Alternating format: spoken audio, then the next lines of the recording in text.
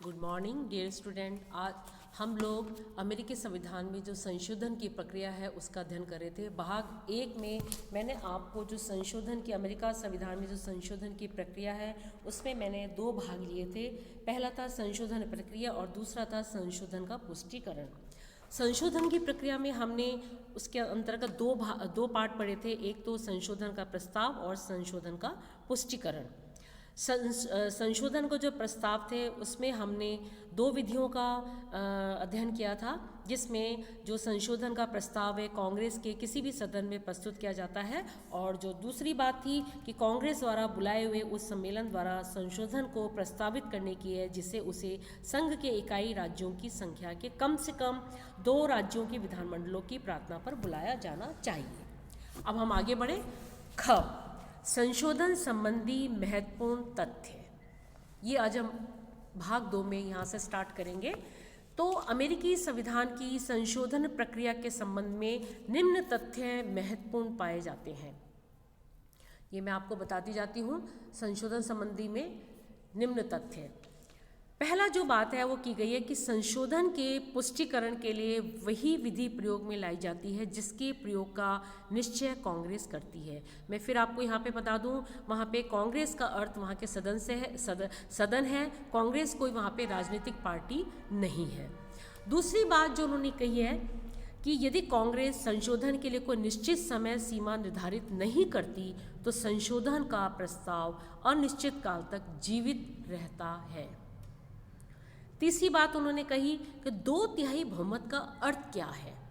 तो उन्होंने कहा कि 2/3 इसका अर्थ कुल संख्या का बहुमत है अथवा उपस्थित और मतदान करने वाले सदस्यों का बहुमत है।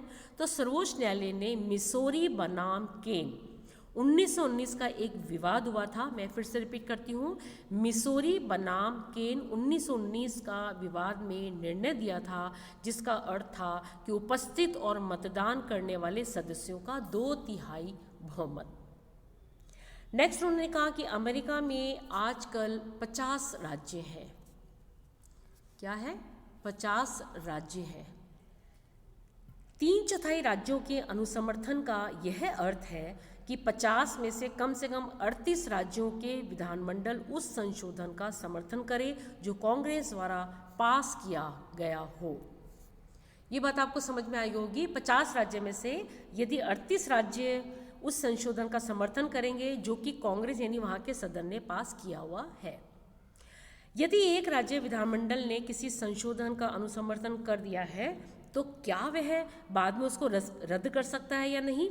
तो सर्वोच्च न्यायालय ने इस संबंध में निर्णय दिया है कि एक बार संविधान संशोधन का समर्थन करने के बाद कोई भी राज्य उसको रद्द नहीं कर सकता। ये बड़ी महत्वपूर्ण बात है कि एक बार संविधान संशोधन का समर्थन करने के बाद कोई भी राज्य उसको रद्द नहीं कर सकता।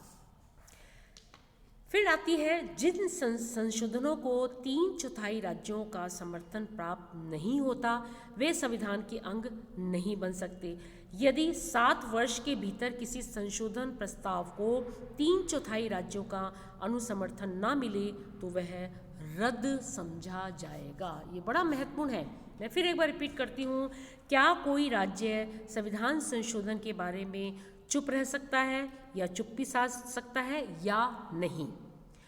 तो जिन संशोधनों को 3/4 राज्यों का समर्थन प्राप्त नहीं होता वे संविधान के अंग नहीं बन सकते। यदि 7 वर्ष के भीतर किसी संशोधन प्रस्ताव को 3/4 राज्यों का अनुसमर्थन ना मिले तो वह रद्द हो समझा जाएगा। ये महत्वपूर्ण था। आगे बढ़े। हम आलोचना करने से पूर्व कुछ महत्वपूर्ण संशोधन की बात यहाँ पे हम कर लें। जैसे वो अमेरिका के थे। अमेरिका के संविधान में अब तक कितने संशोधन हुए हैं? 27। ये मैं बार बार रिपीट करती हूँ। और 2000 के मतलब ये कहने का तात्पर्य है कि जो प्रथम 10 संशोधन थे, यानी सबसे पहला जो संशोधन हुआ था वो हुआ था 1791 में। ये नागरिक स्वतंत्रता और अधिकारों से संबंधित था।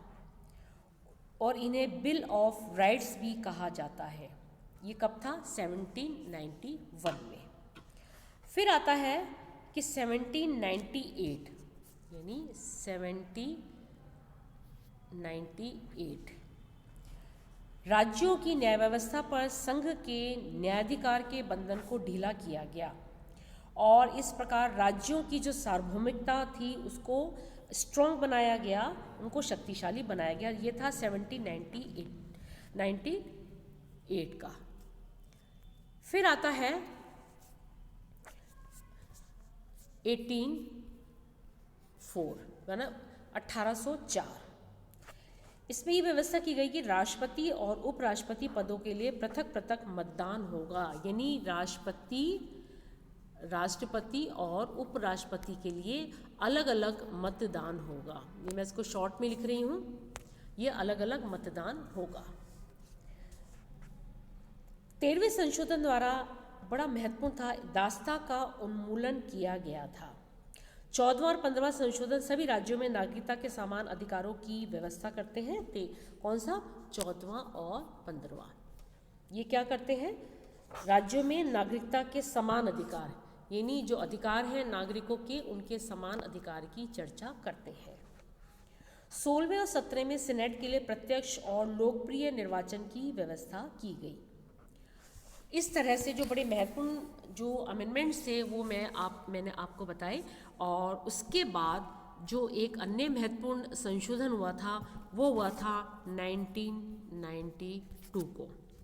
ये था 27वां संशोधन। इसके अनुसार किसी भी विधि का क्रियान्वयन जो कि सीनेटर एवं प्रतिनिधि सभा, यानी सीनेट और प्रतिनिधि सभा वहाँ के कांग्रेस के सदन हैं, के सदस्यों के जो पारिश्रमिक है, यानी जो उनको वेतन मिलता है, उसमें परिवर्तन करती है। यानी सीनेट एवं प्रतिनिधि सभा के सदस्यों के जो श्रमिक है में परिवर्तन करती हो, प्रभावशाली नहीं होगा जब तक प्रतिनिधियों का नया चुनाव इस समय अवधि के बीच में संपन्न नहीं हो जाता। ये इनके मुख्य थे। अब आ जाए हम इसकी आलोचना पे। तो आलोचना तो हम उनको क्या कहेंगे, लेकिन कुछ जो इनके संशोधन की प्रक्रिया अपनाई गई है उसमें मुख्य 3 बिंदु आते हैं, जिसमें पहला है कि संविधान में जो संशोधन का विधि है या नियम है वो बड़ा कठिन है और अमेरिकी संविधान में शीघ्र संशोधन नहीं किया जा सकता। नंबर 2 आता है, नंबर 2, संविधान में संशोधन के लिए जनता के बहुमत की अपेक्षा राज्यों के 3/4 बहुमत की आवश्यकता है। इसका अर्थ यह है कि यदि 13 छोटे छोटे राज्य किसी संशोधन को रोकना चाहें तो वे 37 बड़े बड़े राज्यों की इच्छाओं की अवहेलना कर सकते हैं। ये बड़ा इंपॉर्टेंट था ये वाला दूसरा। तीसरा आ जाता है, संशोधन का प्रस्ताव कांग्रेस द्वारा 2/3 बहुमत से किए जाने की व्यवस्था है और यह संभव है यदि कांग्रेस के सदस्यों की संख्या 100 हो तो 34 सदस्य किसी भी कितने ही अधिक महत्व के संशोधन के प्रस्तावों पर रोक लगा सकते हैं। ये था नंबर 3। तो अमेरिकी शासन प्रणाली के विशेषज्ञों का ये मत है कि संघीय प्रणाली होने के कारण अमेरिका के संविधान को भी अचल संविधान रखा गया है और इसे मेडिसन ने बड़ा मेडिसन, ये मैं लिख देती हूँ, मेडिसन ने के शब्दों में हम ये कह सकते हैं कि अमेरिका में संविधान के संशोधन का ढंग उस अत्यधिक सरलता के विरुद्ध भी सचेत है जिसके कारण संविधान को नष्ट किया जा सकता है और उस अत्यधिक कठिनाई के विरुद्ध भी है जिसके कारण जाने हुए दोष भी दूर न किया जा सके। तो कुल मिलाकर जो संशोधन की प्रक्रिया है वो यहाँ पे हुई चैप्टर ख़त्म होता है। नेक्स्ट वीडियो में हम नए चैप्टर के साथ शुरुआत करेंगे।